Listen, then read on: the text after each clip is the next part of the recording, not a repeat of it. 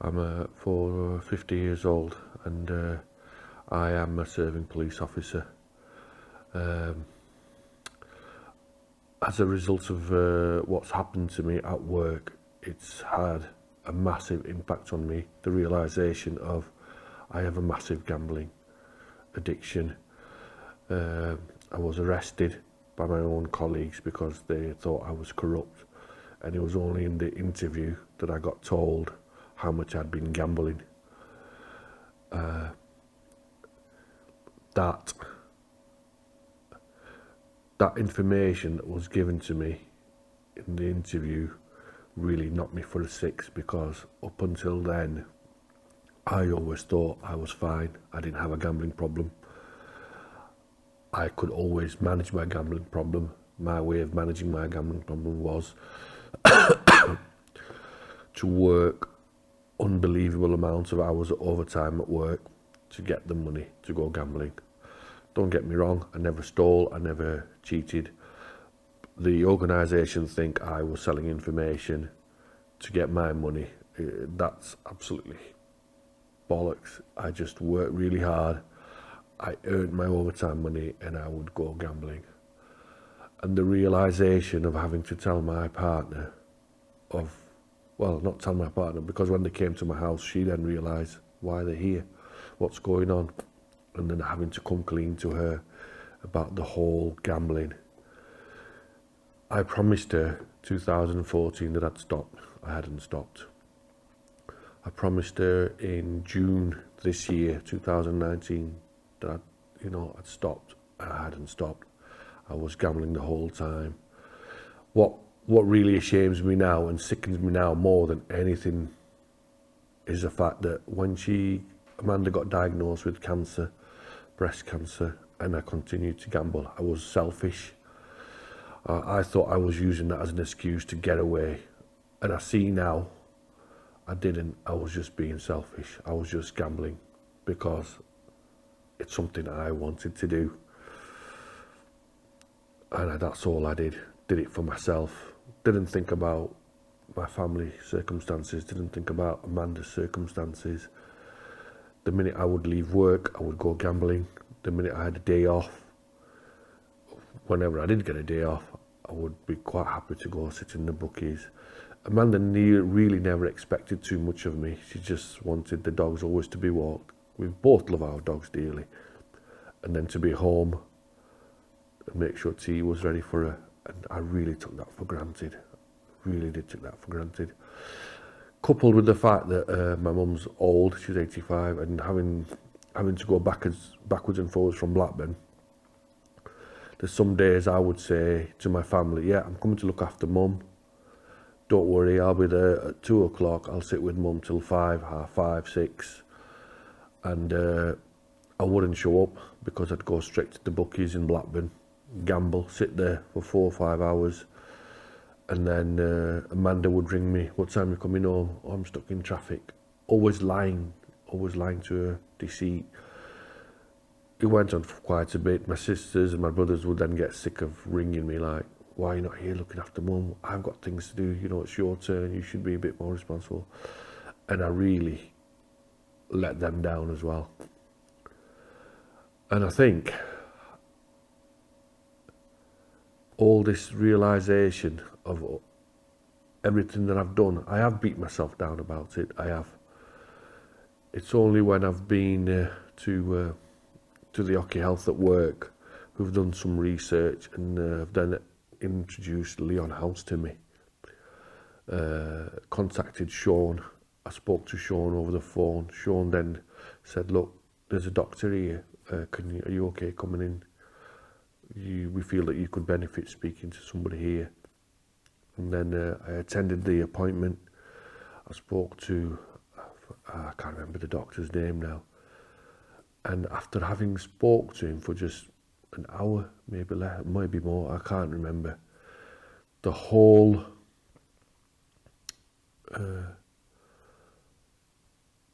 stress, the psychology, the problems, the reasons why I was gambling, everything came out in that 1 hour. And then I could see in his face, he was like, right, we'll get you on, but I don't want to talk to you anymore. I need to go now. I think our session's done. It kind of made me feel better in relations, in aspects of telling him, and I didn't want to stop talking to him. I don't know if that makes sense. I just didn't want to stop talking to him. That one-on-one experience for me has been a massive relief, if you will. And then obviously they booked me on the course. The worry for me was I was leaving Amanda again, and initially she didn't. It's been 12th of November when I was arrested. From the 12th of November up until now, we've still like kind of struggled moving forward with trust issues. She's got control of my bank cards. She's got control of everything. I mean, when I tell you I was gambling, I was taking cash advances out. I was going into my overdraft. I was just gambling money, not realising the effects it was having on us as a relationship, not realising what it was doing to me in my family. That fear that stayed with me from the 12th of November came with me on Friday evening. They said to me between 5 and 7. I was dreading coming here, absolutely dreading coming here, because I didn't know what I was going to expect. I didn't know what was expected of me. I didn't know what was going to happen to me. I really had no idea. And that fear was in me still. And then as soon as I walked through, I was given my room. I was made welcome by Sean. And to be honest, he spent a lot of time with me, even after the sessions, Sean, which I'm grateful for, because one of the things that worried me was I was coming into an environment, meeting all these other people who've all got gambling issues, and then confiding in them and telling them that I'm a policeman. I'm supposed to be the pillar of society, and I've got a gambling problem. And my thought process is, if there's a problem, people come to me to help them. I'm here now, looking to somebody else for help, and I'm in a community of people with a problem. I don't know if that makes sense. And I don't want to be in that community anymore, because I want to get myself better going forward. And these sessions, especially on Friday, it kind of made me think after the first session that there are ways I can help myself. There are ways I can help myself if I want to get better. I need to stop blaming myself. Yeah, I've been stupid. I need to draw a line under that. I need Amanda to see that. I need Amanda to understand what I was going through. But even with that, I think I'm being selfish, because she's having to give ground to me or bow down to me, like I'm the one with the problem. And it should never have been like that, because when you go into a marriage, it's supposed to be 50-50, isn't it? And I wasn't giving 50-50, I was taking everything. And then Friday night session, I felt better, because people were then quite relaxed about the fact I was a police officer, and it did feel better. And then when I went into Saturday's session, my head was completely smashed. The things that they were talking about, how your brain works, how your brain thinks, what you can do going forward, what you can do to help yourself, how you can put things into place to so you don't have to go back there. The biggest problem I had was not being able to talk to Amanda. This has given me a massive lift. I feel I can, when I walk away from here, I don't know if I'm going to be fully confident. I'm a little bit better prepared So I know I am going to be able to speak to Amanda about anything. I know I'm going to leave here. I can talk to my brothers and sisters about anything, especially with what I've learned. Yesterday was a massive learning curve for me. And some of the things I've realised that, yeah, there are people here with similar problems. We've all got a gambling addiction. To hear their stories, I didn't know whether it's a positive or a negative, or whether it was giving me a thrill to listen to what they were doing, or whether it was making me feel like, God, you're in a worse situation than me, or you're in a better situation than me. I didn't understand all that, but to realise that they've done the very same thing has kind of made me realise I'm not any better, or I'm not any worse than what they are. I've just got a problem that I need to deal with, and I shouldn't be blaming anybody else.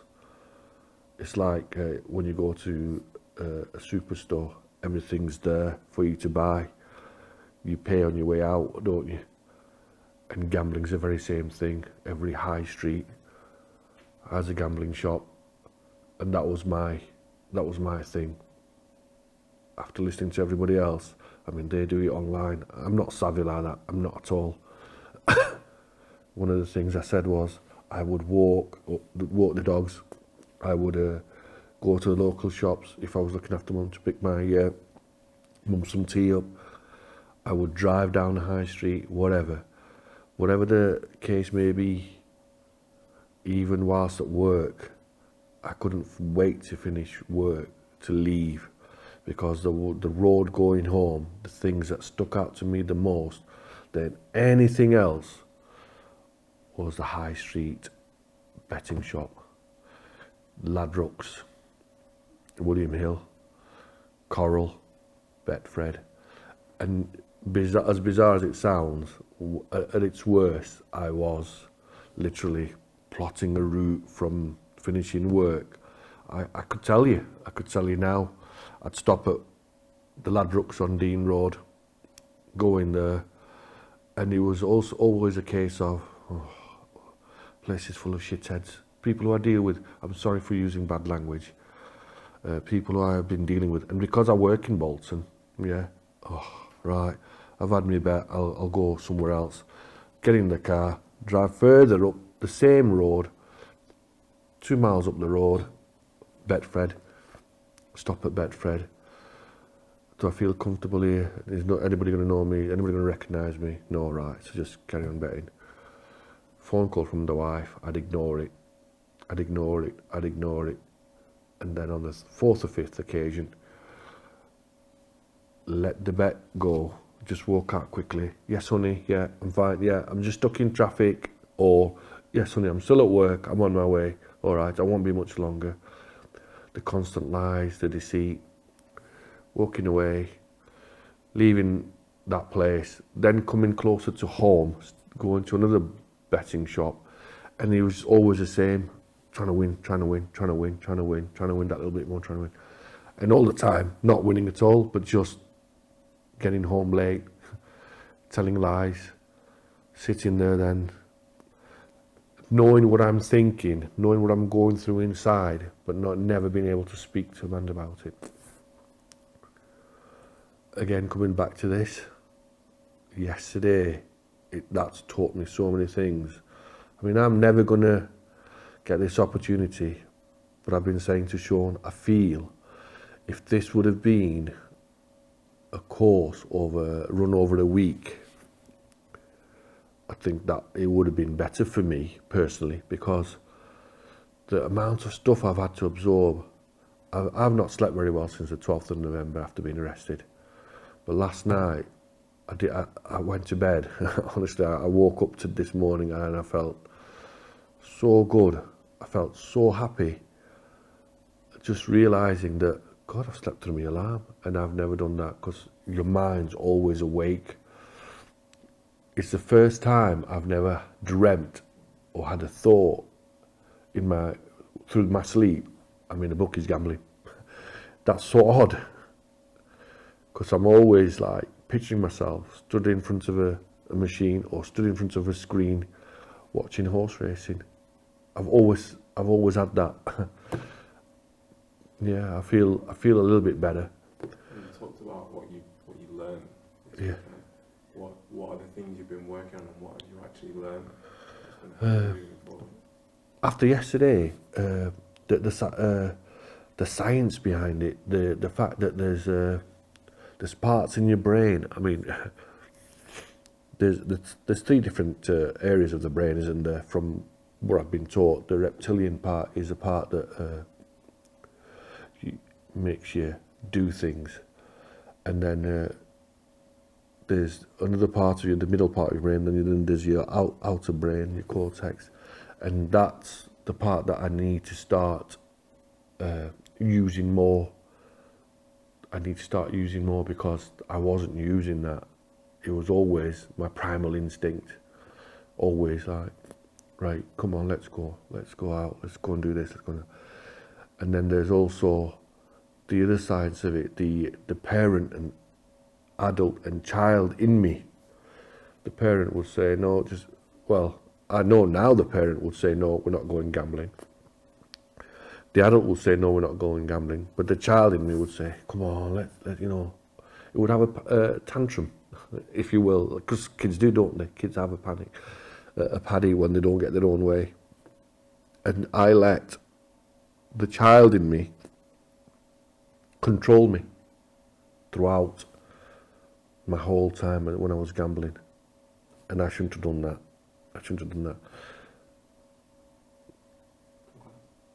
If you could kind of sum up, this course this weekend and moving forward, how it's going to help you, if you could sum it up in like 3 sentences, what would you say? Oh God, it's a massive relief. It's a huge relief to know that there's somebody who's aware of this, who can provide this for people like me who've got issues, who know that there's people like me, us, that we've got issues, that we need help, and just to just to be there, to open arms without any restrictions. I mean, I don't know how much this is all costing anybody, but the fact that they could go out their way to put this on, provide food, warmth, water, just a social environment with other people with similar issues, so you can get to talk to about things. I think it's a godsend. It really is a godsend. I mean, that's the thing. I've always never been that religious, but upon reflection now, I think, something. There's got to be something there for somebody to allow me to come here for this. Massively relieved. I'm thankful.